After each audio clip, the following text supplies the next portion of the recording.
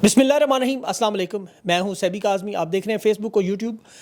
27 अगस्त मंगल का दिन है। अहम खबरें आपके सामने रखूं। सबसे पहले इस वक्त जो बड़ा सवाल, तलबा का लश्कर क्या इमरान खान को जेल से रिहा करवा सकता है, इसके मामले पे तफसील से बात करेंगे। लेकिन खबरें पहले मैं आपको बता दूं, 48 घंटे पाकिस्तान के बड़े भारी गुजरे और बड़ी अफरा तफरी नज़र आई। अहम शख्सियात के दौरे भी हो रहे हैं अरब अमारात की तरफ, वज़ीर-ए-आज़म डिप्टी प्राइम मिनिस्टर बरतानिया के दौरे की खबरें भी हैं। चीन के जनरल की पाकिस्तान में आमद भी है। नई कानून साजी की कोशिश, बड़ी ख़तरनाक कानून साजी। बलूचिस्तान में 6 मकामात पर 150 से ज़्यादा शहादतें भी, और तहरीक इंसाफ की क़यादत बलूचिस्तान भी पहुँच गई। KP में वादी तेरह में बड़ा ऑपरेशन भी शुरू हो गया। आलमी अदालत में 18 अरब डॉलर का जुर्माना। खान के आखिरी केस में ज़मानत की दरख्वास्त भी दायर होगी। सितंबर अब बड़ा अहम हो गया और PTI ने do and die situation, Ali mean Gandapur 8 सितंबर के जलसे के बड़े ख़तरनाक मामलात की तरफ मामला, और अडियाला जेल में अभी जो मुलाकातों पर मरीम नवाज़ और मोहसिन नकवी आमने सामने आए, अमले की तब्दीली का मामला है, मुकाबला शुरू हो गया है। हुकूमत के लोग कोरम में क्यों नहीं आ रहे, अब अदम शिरकत क्यों कर रहे हैं, इजलास मुलतवी क्यों हो रहे हैं। जजेस की तादाद और कवानीन पर ये जो एक दफ़ा फिर छेड़छाड़ करके तादाद ज़्यादा करने की कोशिश, और PTI के बल्ले का निशान और बैरिस्टर गौर की चेयरमैनशिप की जो समात है वो भी जारी है। और नवाज शरीफ मरी में बैठ के मरी के लोगों पर अपना गुस्सा निकाल रहा है। जो जूतियाँ मारी थी उनके ऊपर ऑपरेशन करवा दिया उसने।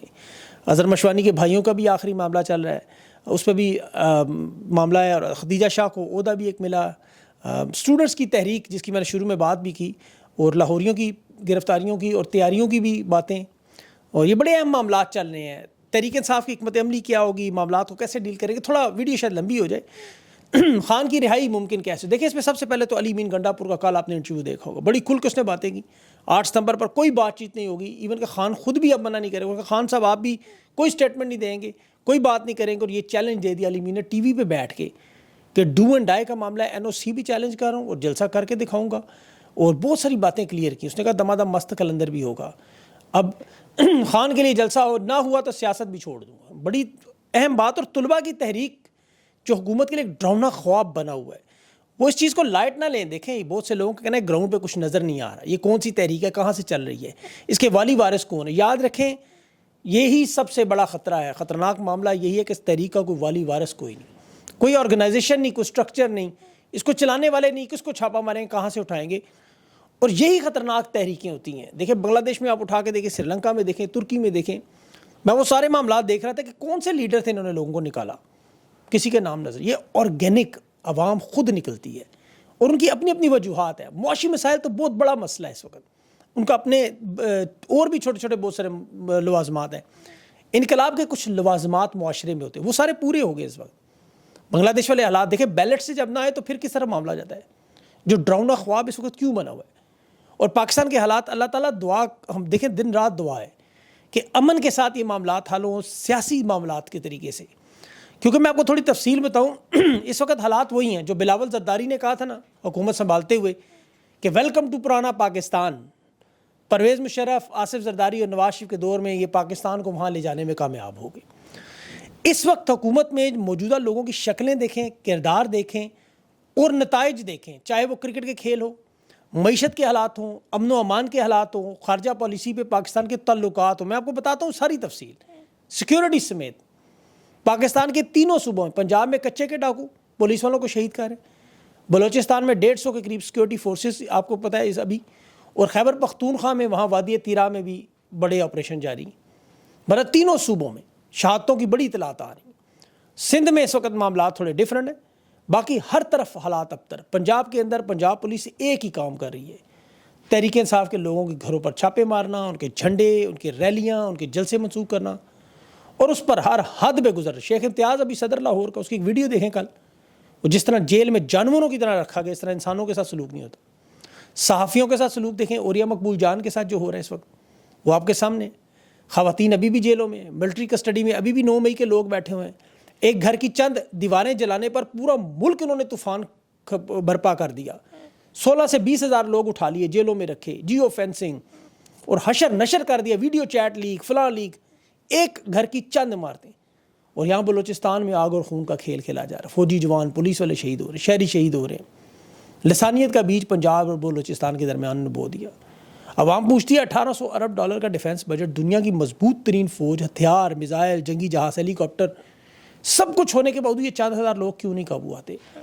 تو وینزویلا، عراق، لیبیا، افغانستان جیسے حالات کی بار بار کیوں بات کرتے ہیں؟ کہ وہاں معدنی وسائل ہیں، خربوں ڈالرز ہے، عوام کے پاس روزی روٹی کے نام پہ بھوک، غربت اور قانون انصاف کی غیر موجودگی۔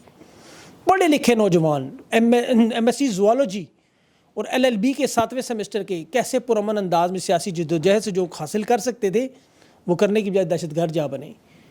فیصلہ سازوں کے پاس کوئی حل کیا ہے؟ یہ بدلہ اور انتقام اور وسائل کی لوٹ مار پاکستان کو پتھر کے دور میں اور دہشت گردی کو عروج میں۔ صرف معیشت کے حالات آپ دیکھیں، سیاسی عدم استحکام کی وجہ سے معاشی استحکام نہیں آ رہا نا، یہ دنیا یہ ان کو بار بار سمجھاتی ہے۔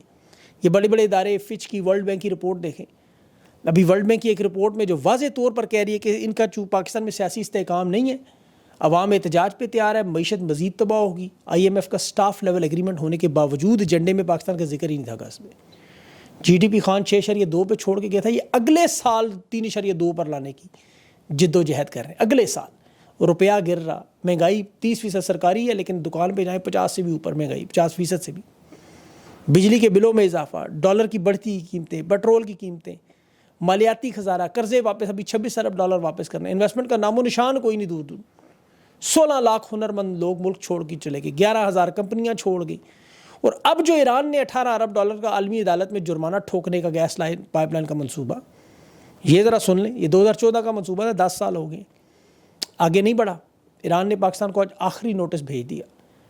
پیرس کی عدالت میں ستمبر کے مہینے میں یہ کیس جا رہا ہے، اور 6 مہینے کا وقت انہوں نے دیا تھا کہ 6 مہینے امریکہ سے اجازت لے لو، ورنہ یہ کیس فرانس کی عدالت میں جا رہا ہے۔ فرانس اس لیے کہ وہ امریکہ کی پابندیوں کو تسلیم نہیں کرتے۔ ایران نے اپنی طرف سے گیس پائپ لائن پہنچا دی یہاں تک، اور دیکھیں یہ اگر گیس لائن پہنچ جاتی اور چل پڑتی تو 750 ملین کیوبک گیس فیٹ جو روزانہ پاکستان کو ملتی، توانائی کے مسائل ہی ختم ہو جاتے، لیکن انہوں نے نہیں مانا۔ اب ایران کے پاس بھی ستمبر کا مہینہ آخری حل ہے، اگر انہوں نے بھی یہ کیس نہ کیا تو ان کا بھی یہ حق جو ہے 18 ارب ڈالر کا جرمانہ جو کلیم کیا وہ بھی حق ختم ہو جائے گا۔ اس لیے وہ چاہتے ہیں اگلے مہینے کیس لازمی شروع ہو ہی ہو، یہ آخری ڈیڈ لائن تھی۔ چند مہینے پہلے انہوں نے کہا تھا کہ اگر آپ نے 6 مہینوں کے اندر اس گیس پائپ لائن کو منسوخ نہ کیا تو پھر $1 ملین روزانہ کے حساب سے جرمانہ ہوگا۔ پاکستان نے دستخط کیے، تسلیم کیے، اور اب 6 مہینوں میں کچھ بھی نہیں کیا، سوائے تحریک انصاف کا اشر نشر کر رہے ہیں، انہیں تباہ و برباد کرنے۔ کوئی ایسا ایک کام بھی نہیں ہوا۔ ایران جا کے کوئی مذاکرات کرتے، کوئی معافی تلافی کرتی، کوئی معاملات حل کرتے۔ خان کی حکومت میں آپ کو یاد ہوگا یہ صرف ایران کے ساتھ نہیں، خان نے ترکی کی کمپنی کارکی کا 6 ارب ڈالر معاف کروایا تھا، وہ 6 ارب ڈالر ٹھک جانا تھا ختم۔ بلکہ یہ نہیں، بلکہ PIA کا جو امریکہ میں ہوٹل تھا وہ بھی خان نے واپس دلوایا تھا۔ فیٹف کی 34 سے 32 شرائط بھی خان نے پوری کروائی تھیں۔ IPPs کے ساتھ ڈالر کا ریٹ بھی فکس کروایا تھا، ورنہ آج کے ریٹ پہ IPPs ہوتے تو آپ تو کب کا انقلاب آ چکا ہوتا۔ یہ خان کے خلاف عدم اعتماد لا کے پاکستان کو پتھر کے دور میں لے کر گئے باقاعدہ طور پر۔ اور یہ صرف معیشت کے حالات نہیں، انصاف کے اور آئین کے بھی حالات۔ ارشد شریف شہید کو شہید ہوئے 22 مہینے ہو گئے۔ کینیا کی عدالت نے انصاف کر دیا، بدترین ملک۔ یہاں high court, supreme court, judicial commission, ادارے سب کے سب خاموش، سب کو پتہ ہے کون ملوث ہے، نام تک نہیں لیتے، پتہ نہیں ریٹائرمنٹ کا انتظار کرتے ہیں۔ عدالتوں کی یہ حالات ہے کہ بشرا بی بی کہتی ہے میری جائے نماز کے مصلے پر چوہے گرتے ہیں چھت سے، جج کہتا ہے پھر ان کے ساتھ فٹ بال کھیلیں۔ یہ حالات ہے۔ تحریک انصاف کے لوگ جج کے پاس جب اپنے کیسز کے لیے جاتے تھے تو وہ آگے سے کہتا تھا پریس کانفرنس کر کے جان چھڑاؤ، مطلب تحریک انصاف کو توڑ دو، چھوڑ دو۔ حالانکہ ان ججز کو اب اندازہ ہو رہا ہے کہ جماعت نہیں ٹوٹی، 8 فروری کو انہوں نے معجزہ کر کے دکھایا۔ پریس کانفرنس والے جو چھوڑ کے جانے تھے وہ تو چلے گئے، جنہوں نے خان کا ساتھ دینا دھڑلے سے دے رہے ہیں۔ یہ علی مین گنڈاپور کا یہ انٹرویو بڑا اہم، باقاعدہ خود اس نے اپنی فرمائش پہ کروایا اور پیغام دیا کہ لاکھوں لوگ بھی لاؤں گا، ڈنکے کی چوٹ پہ لاؤں گا۔ اب تحریک انصاف کے لوگ اور پاکستان کے جو لوگ، اچھا میں ایک بات آپ کو بڑی امپورٹنٹ سمجھانا چاہتا ہوں، میرا اللہ کرے پیغام تحریک انصاف کے لوگوں تک پہنچ جائے۔ 7 ستمبر کو مولانا فضل الرحمان لاہور میں مینار پاکستان جلسہ کر رہے ہیں۔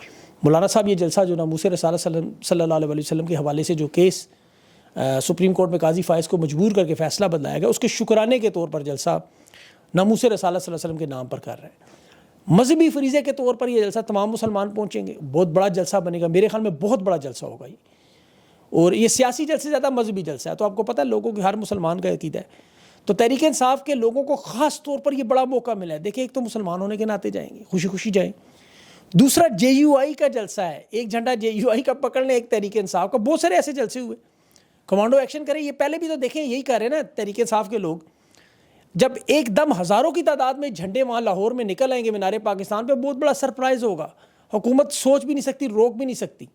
یہ میں ہی آپ کو پہلا بندہ بتا رہا ہوں، ابھی تو کسی کو پتہ بھی نہیں۔ تو مولانا فضل الرحمان کی آڑ میں تحریک انصاف بھی اپنا سیاسی اجتماع کر سکتی ہے, لوگوں کو وارم اپ کر سکتی ہے.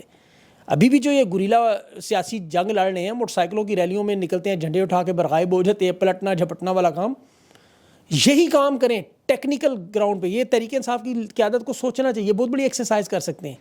خان کے استقبال کے جلسے کی ریہرسل کر سکتے ہیں. 8 ستمبر اسلام آباد کے بعد جو لاہور میں جلسے کی تیاریاں ہوں گی, وہ آپ کی بڑی مدد ملے گا اس میں. ابھی 27 تاریخ ہے, 10 دن پڑے ہوئے ہیں. تو تحریک انصاف کے لوگوں کو یہ بات سمجھ آ جائے, جلسوں کی تیاری کریں اور چھپا کے لے کے جائیں, اور وہاں جا کے ایک دم نکالیں جلسے کے اندر سارے, اپنی موجودگی کا احساس دلائے. آپ کی ویڈیوز بنے گی بہت بڑی تعداد میں, آپ کا میسج اکراس دا بورڈ پوری دنیا میں چلا جائے گا. تحریک انصاف کے لوگوں کو اٹھنے میں نکلنے میں آسانی ہوگی. بہرحال میرا مشورہ تھا, آپ مانیں نہ مانیں آپ کی مرضی. یہ تو بلی چوہے کا کھیل جاری رہے گا. مخصوص نشستوں میں دیکھ لیں, سپریم کورٹ میں, ہائی کورٹ میں ججز, چیف جسٹس کی تعیناتی, از خود نوٹس کا اختیار, یہ جو بل آج پیش کرنے جا رہے تھے توہین عدالت کا اختیار تک چیف جسٹس سے لینے کا, یہ بہت بڑا اور خطرناک معاملہ عدلیہ میں لے کے جا رہے ہیں. دیکھیں ان کی کوشش کی ہے بے بس کر دیں. مخصوص نشستوں کا معاملہ, چاہے چیف جسٹس کی تعیناتی ہو, ٹرانسفر کرنا ہو, یہ سارے کے ساری گیم اپنے ہاتھ میں رکھنا چاہیے. اقتدار کا ایک ایک دن ان کے لیے قیمتی ہے. حکومتی لوگوں کو دلچسپی نہیں ہے, وہ اب زبردستی اجلاس میں لائے, جیسے زبردستی نشستیں دے دیں وہ لے لی انہوں نے. بس کوشش ان کی یہ ہے. اب ان کے اپنے اراکین بیٹھنے کو تیار نہیں ہے. اب یہ کوشش کریں کہ تحریک انصاف کے ممبران کو کچھ کو توڑ لیں, جو ابھی 39 ممبران ہیں. یہ جو آئینی ترامیم پیش کی جا رہی ہے اس میں ووٹ دلوائیں. ویسے تو ان لوگوں کو لگتا ہے ووٹ نہیں ہو سکتے جب تک 2/3 نہ ہو, لیکن کون سا کام انہوں نے پہلے قانونی کیا ہے. تو کچھ دنوں کے لیے میرے خیال میں تحریک انصاف کو اپنے لوگوں کو علی امین گنڈا پور کے پاس KP ہاؤس میں بھیج دینا چاہیے, کیونکہ یہ پاکستان دشمن آئینی ترامیم ہے. پیپلز پارٹی اور نون لیگ کے لوگ بھی جانتے ہیں, خود کہہ رہے ہیں, انہیں کوئی دلچسپی نہیں. کورم آج بھی پورا نہیں تھا, اس وجہ سے جمعے تک ملتوی کیا, جمعے کو واردات ڈالنے کی کوشش ہوگی.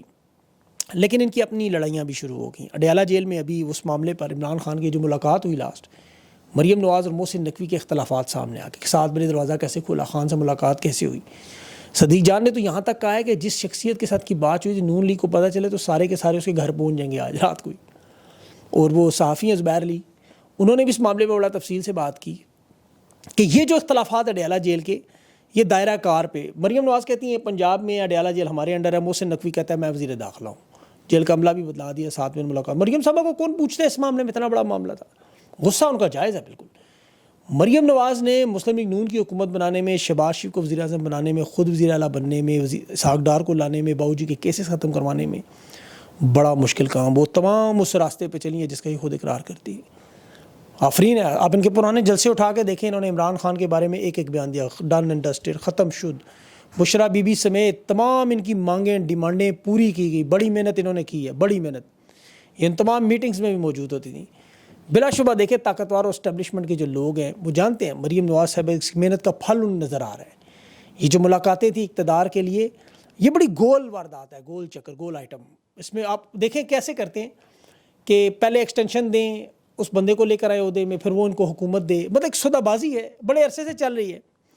اور اس میں پاکستان کے دیکھیں جتنے بھی مخالف ہوں, بد کردار ہوں, بدعنوان ہوں, عہدہ آپ کو مل جائے گا. مطلب آپ کو لیں گے. خواجہ آصف دیکھ لیں آپ کے سامنے, سوچتے ہیں سب وزیر دفاع کیوں بنایا گیا, بڑا سوچتے تھے. ریحانہ ڈار صاحبہ الیکشن جیتی ہوئی تھی, کیسے ان کو ہرایا, کیا خوبی ہے خواجہ آصف کے اندر.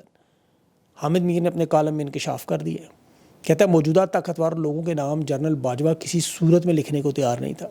ان کے نام اس لسٹ میں موجود نہیں تھے, ریٹائر ہو چکے تھے. خواجہ آصف نے نام لسٹ میں بھی منظور ڈلوایا اور نواز شریف سے منظوری بھی دلوائی. حامد میر صاحب کا کالم میں بھی 1-2 دن پہلے آیا. مریم نواز یہ سب کچھ کرنے کے بعد پھر دیکھ لیں اسحاق ڈار کو بھی ایئر فورس 1 کے جہاز میں لائیں, ڈپٹی پرائم منسٹر بھی بنوایا, 95 لاکھ کا پیکیج بھی دلوایا, سارے عہدے, تقرریاں, طاقتور عہدے. اور پھر یہ طاقتور عہدوں نے ان تمام لوگوں کو الیکشن جتوانے میں 8 فروری میں 2 نمبری کر کے مدد بھی کی. آپ پتن کی اب رپورٹ اٹھا کے انہی لوگوں کی دیکھیں, روزانہ کی بنیادوں پہ حلقے میں ہو رہے ہیں. نواز شریف کا حلقہ ہو, اون چودھری کا ہو, مصطفیٰ کمال ہو, نور عالم خان ہو, یہ سارے اٹھا لیں آپ. اور سب سے بڑھ کر خواجہ آصف کا. تو آپ کو حلقے میں کیا نظر آتا ہے, یا تو ریکارڈ غائب ہے, یا فارم 45 میں 2 نمبری ہے, یا فارم 47 میں اعداد و شمار غلط ہے, یا رجسٹرڈ ووٹوں سے زیادہ ووٹ ڈال دیے. قومی اور صوبائی حلقوں کے ووٹنگ کا جو تناسب ہے وہ دیکھ لیں, اور بعد میں تھیلے کھول کے اندر مورے بھی مسترد کر دیں. اور یہ پھر عدالتوں میں ٹریبیونل میں کیسز گئے, پوری کی پوری سسٹمیٹک واردات. کیونکہ طاقتور لوگوں کو عہدوں پر یہ لائے اور نون لیگ کی 18 نشستوں کو 180 میں انہوں نے بدل دیا. یعنی پوری کی پوری ریاست اور طاقت استعمال کر کے اب یہ لوگ اس نظام کو بچانے کے لیے ہر حد تک گزرنے کو تیار ہیں. چاہے قومی اسمبلی، سینٹ، اسمبلیاں، چیف جسٹس، سپریم کورٹ، توہین عدالت، جو مرضی واردات کرنی پڑے، یہ ہر حد تک گزریں گے. فارم 47 کی حکومت کو مضبوط کرے. خود خواجہ آصف کہتا ہے ہم تو فوج کے تعاون سے چل رہے ہیں. ہائیبریڈ میں اب 2 کی جگہ 5 پارٹنر بن جائیں گے، اس میں کیا فرق ہے؟ باتیں سنیں خواجہ آصف ہر انٹرویو میں کہہ رہے ہیں. اور تحریک انصاف کے انٹرا پارٹی کے تیسری دفعہ الیکشن ہے وہ تسلیم نہیں کر رہے. بیرسٹر گور کو چیئرمین نہیں مانتے. وہ 39 لوگوں کے جو فارم ایفیڈیوٹ الفنامے ہیں اس میں بیرسٹر گور کے دستخط ہیں، لیکن الیکشن کمیشن کہتا ہے نہیں، یہ ہم نے آپ کے کہنے پہ کیا ہی نہیں، ہم تو سپریم کورٹ کے کہنے پہ کر رہے ہیں. حالانکہ سپریم کورٹ کہہ چکے پی ٹی آئی واز اور ول، وہ کہتے ہیں نہیں ہم نہیں مانتے. تو یہ اب طلباء تحریک اور یہ سارے معاملات اور جلسہ اور یہ ساری چیزیں دیکھیں کس طرف جاتی ہیں. اللہ پاکستان پہ اپنا رحم کرے. اگلے انشاءاللہ ویلاگ تک کے لیے مجھے اجازت دیں. اللہ حافظ.